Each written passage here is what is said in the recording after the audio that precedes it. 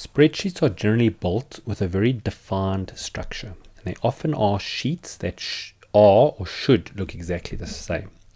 So ExcelAnalyzer identifies it, and what you'll see is on the formula report, wherever there's a color on these sheet names, it means that those are exact copies. So if these two sheets have got exactly the same formulas in them, and if you go and look at them, you'll see that looks like that.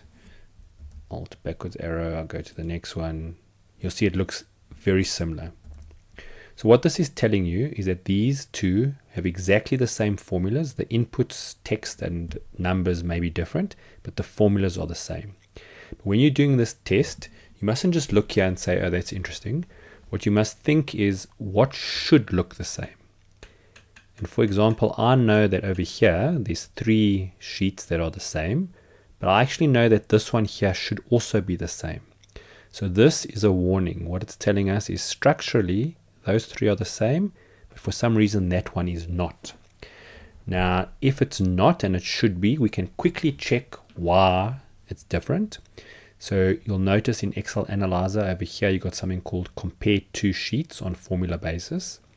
And we're going to look and find inconsistent sheets B3 and compare it to B4. So all we do is we click here, we go find that one. So I'm going to do B3, and I'm going to compare it to B4. And what you'll see it does, so it brings up the unique listings in those 2 sheets. And the ones that are different, you'll see it highlights in this color.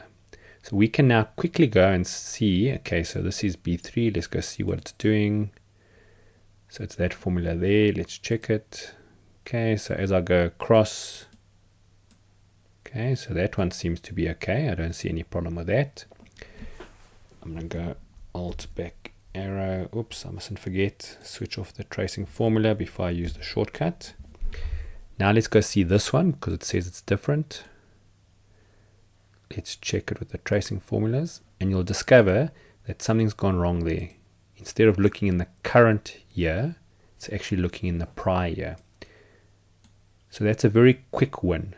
Basically, you can look at it and it's either right or wrong immediately.